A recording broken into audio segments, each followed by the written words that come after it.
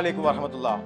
വിശുദ്ധമായ റമളാൻ മാസത്തിലെ ആദ്യ ഉംറ ബാച്ച് ഇൻഷാ അല്ലാഹ് ഫെബ്രുവരി 26-ാം തീയതി ഇൻഷാ അല്ലാഹ് നൂറുൽ ഹയാത്തിൽ നിന്നും പുറപ്പെടുകയാണ്. ഫെബ്രുവരി 26-ാം തീയതി ഇൻഷാ അല്ലാഹ് നമ്മൾ പോകുന്നത് മദീനയിലേക്കാണ്. 2 നൈറ്റ് മദീനയിലും ഇൻഷാ അല്ലാഹ് മാർച്ച് 1-ാം തീയതി അള്ളാഹുവിന്റെ തൗഫീഖ് ഉണ്ടെങ്കിൽ റമളാൻ 1 ആവുമെന്നാണ് അറിയപ്പെടുന്നത്. ഇൻഷാ അല്ലാഹ് അന്ന് തന്നെ മദീനയിൽ നിന്ന് ഇഹ്റാം കെട്ടിക്കൊണ്ട് മക്കയിലേക്ക് ഉംറ ചെയ്യാൻ പുറപ്പെടും. ഫെബ്രുവരി 26 കഴിഞ്ഞാൽ ഇൻഷാ അല്ലാഹ് വരുന്നത് മാർച്ച് 5-ാം തീയതിയാണ് നമ്മൾ രണ്ടാമത്തെ ബാച്ച്. അത് ഡയറക്റ്റ് മക്കയിലേക്കാണ്. 6 നൈറ്റ് മക്കയിലും 2 നൈറ്റ് മദീനയിലുമായുള്ള പാക്കേജാണ് നിങ്ങൾക്ക് ഞങ്ങൾ നൽകുന്നത്.